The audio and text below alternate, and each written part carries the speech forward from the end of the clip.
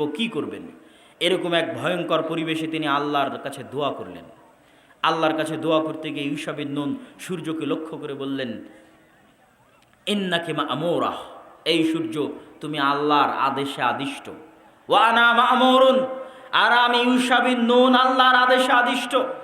আল্লাহুম্মা বাসহা আলাইনা, হে আল্লাহ আপনি এই সূর্যকে থামিয়ে দিন, যেন আমরা জেরুজালেম বিজয় সম্পূর্ণ করতে পারি, মসজিদে আকসা বিজয় সম্পূর্ণ করতে পারি। তাই আপনি আজকে সূর্যকে থামিয়ে দিন। আমার নবী মুহাম্মদ সাল্লাল্লাহু আলাইহি ওয়াসাল্লাম বলেন, ইন্নাশ শামসা লাম তুহবাস লিআইয়ি বাশারিন, আসমান এবং জমিন সৃষ্টি করার পরে পৃথিবীতে কোনো দিন আল্লাহ সূর্যকে দুনিয়ার কোনো মানুষের জন্য থামিয়ে দেননি। একমাত্র ইউশা বিন নুনের জন্য আল্লাহ সূর্যকে থামিয়ে দিয়েছিলেন, যাতে তারা মসজিদে আকসা বিজয় করতে পারে। বলেন আল্লাহু আকবার।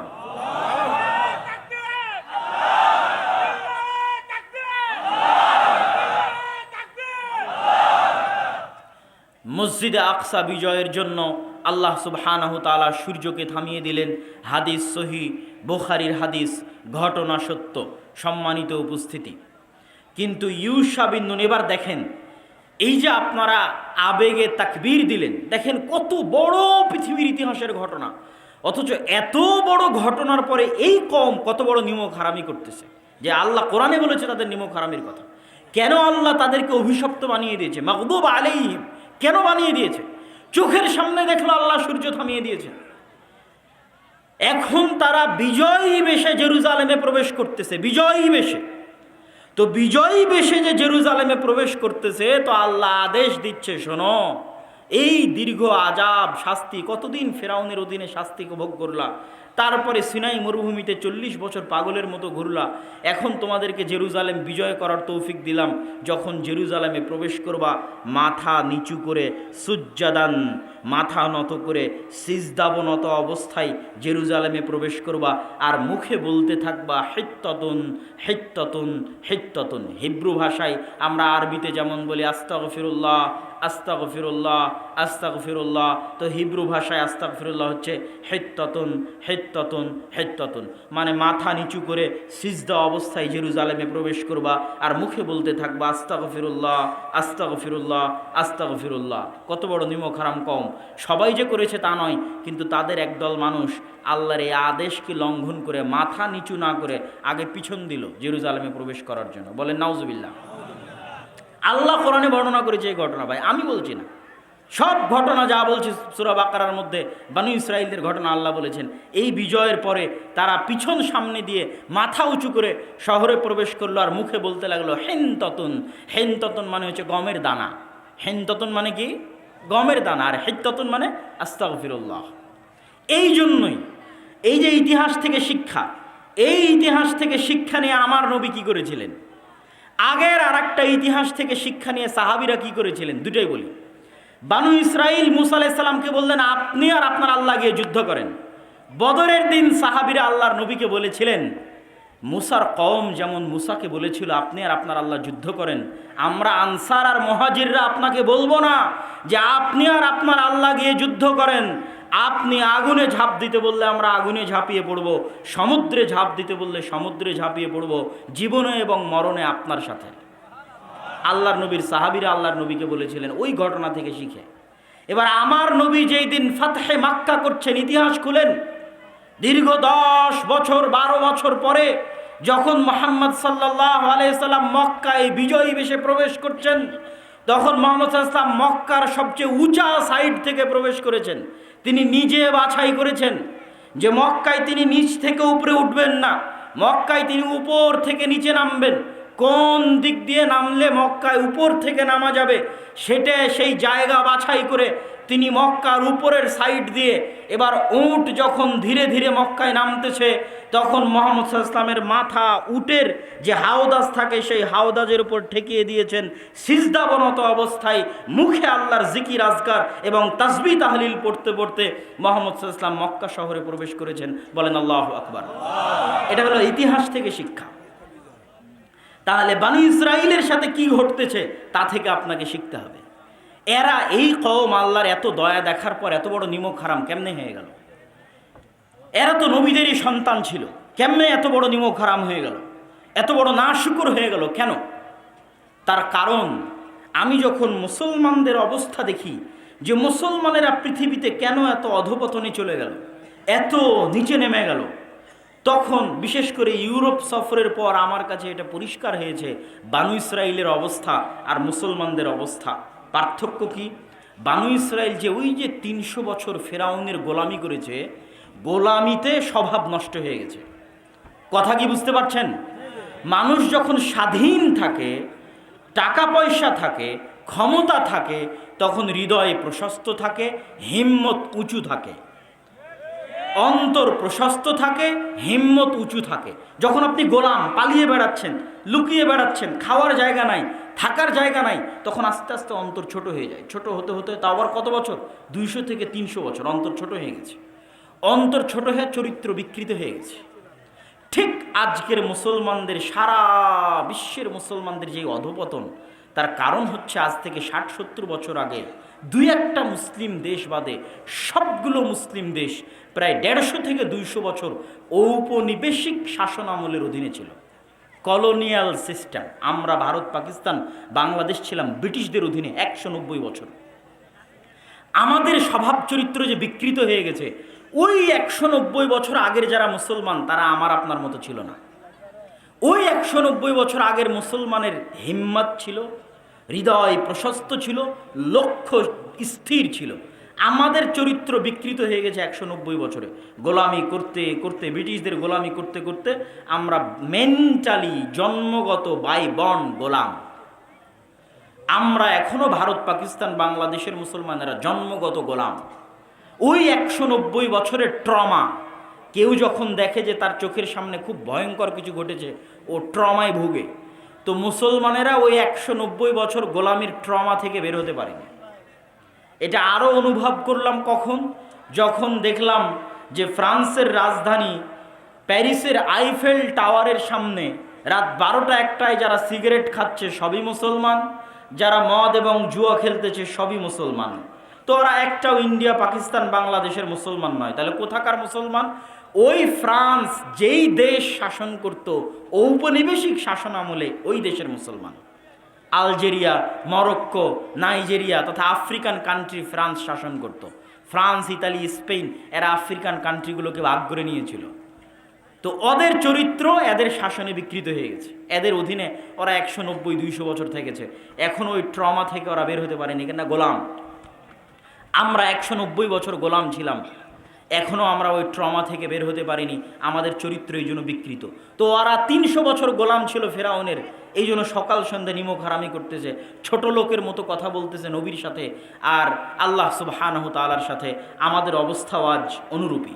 সম্মানিত উপস্থিতি, এবার আমরা দেখব দ্বিতীয়বার জেরুজালেম বিজয়ের ঘটনা আর এক নবীর হাতে। তার নাম দাউদ।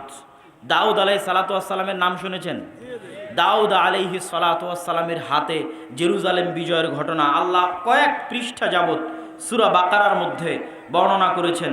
আল্লাহ সুবহানাহু ওয়া তাআলা শুরু করেছেন সূরা বাকারার ২৪৩ নম্বর আয়াতে, আর গিয়ে শেষ করেছেন প্রায় বলা চলে ২৫২-৫৩ নম্বর আয়াতে গিয়ে আল্লাহ সুবহানাহু ওয়া তাআলা শেষ করেছেন পুরো ২ পৃষ্ঠা। দাউদ আলাইহিস সালামের জেরুজালেম বিজয়ের ঘটনা আল্লাহ বলেছে। শুরু কিভাবে? এই যে ইউশা বিন নুনের হাতে জেরুজালেম বিজয় হলো, তারপরেও যে তারা আল্লাহর আদেশ অমান্য করলো, এইভাবে আল্লাহর আদেশ তারা অমান্য করতে থেকেছে। তখন আল্লাহ তাদের উপর আযাব দিয়েছে। আযাবে তারা জেরুজালেম থেকে বিতাড়িত হয়ে গেছে।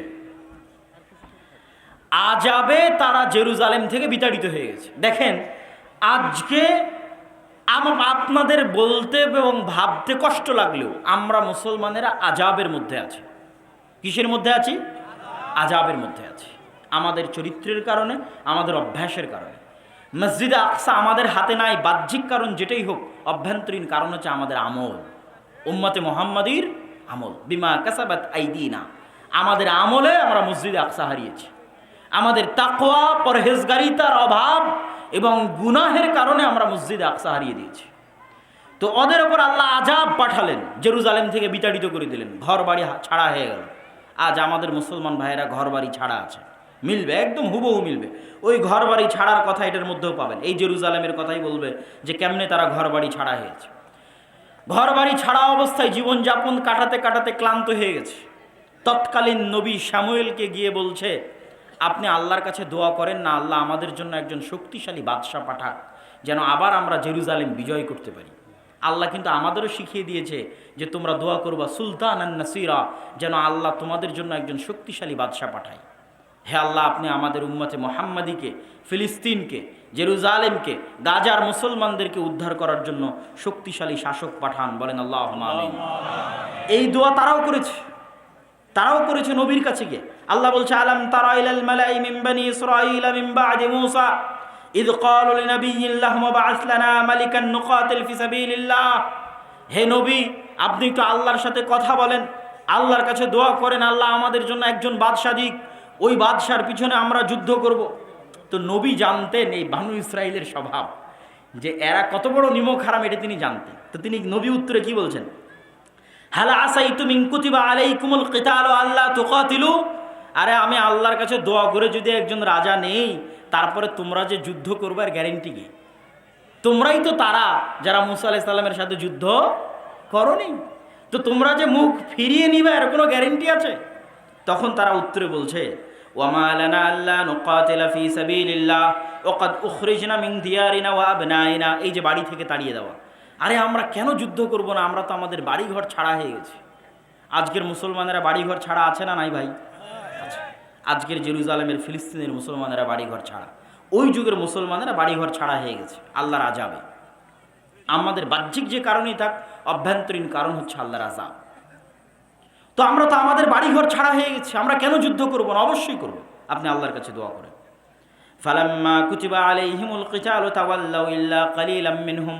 কিন্তু সত্যি সত্যি যখন আল্লাহ বাদশা পাঠিয়ে দিলেন, তখন যুদ্ধ আর তেমন বেশি মানুষ করতে পারল না। হাজার হাজার মানুষ থেকে মাত্র 313 জন যুদ্ধ করতে পেরেছিল, মাত্র। বাকি সব পরীক্ষায় ফেল করেছে। কিভাবে আল্লাহ তাদের পরীক্ষা করেছিলেন সেটাও বলছেন। ক্বাদ বা'আসা লাকুম তালুতা মালিকা। তখন নবী বলে দিলেন, আল্লাহ তোমাদের জন্য রাজা করে দিয়েছেন তালুতকে। ওরা বলছে, আরে তালুত রাজা হলো মানে? আমরা এত বড় বড় সমাজের সব বড় বড় নেতা, আমরা থাকতে তালুত রাজা হবে? আল্লাহ কোরআন মাজিদে বলছেন, তালুত তোমাদের চেয়ে জ্ঞানে এবং শক্তি সামর্থ্যে বড়, এই জন্য তাকে আমি রাজা বানিয়েছি, তোমরা তার আনুগত্য করো। ঠিক আছে, তালুতের আনুগত্য করে এবার যুদ্ধের মাঠে অবতীর্ণ হবেন। যুদ্ধের মাঠে অবতীর্ণ হলে তাবুত ফিরে পাওয়া যাবে। তাবুত কি?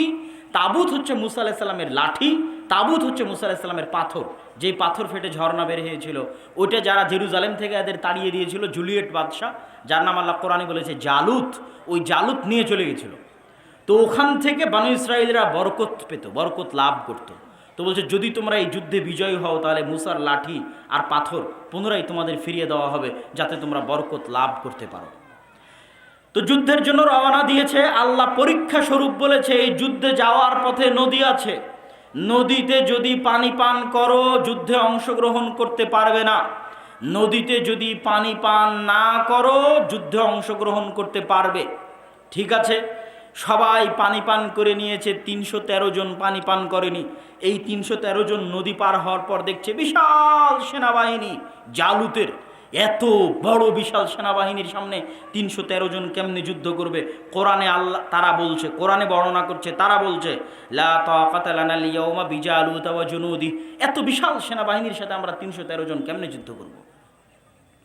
তখন যারা আল্লাহকে ভয় করতো, এর মধ্যে দাউদ আলাইহিস সালাম ছিলেন। এই যুদ্ধে দাউদ আলাইহিস সালামের বয়স 20 বছর, দাউদ আলাইহিস সালামের বয়স 17 বছর।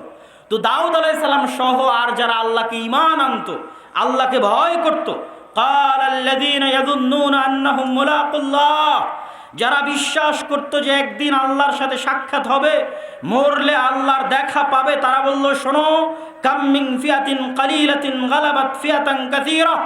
যদি আল্লাহর সাহায্য থাকে, কত অল্প দলকে আল্লাহ কত শক্তিশালী দলের বিরুদ্ধে বিজয়ী করে দেন।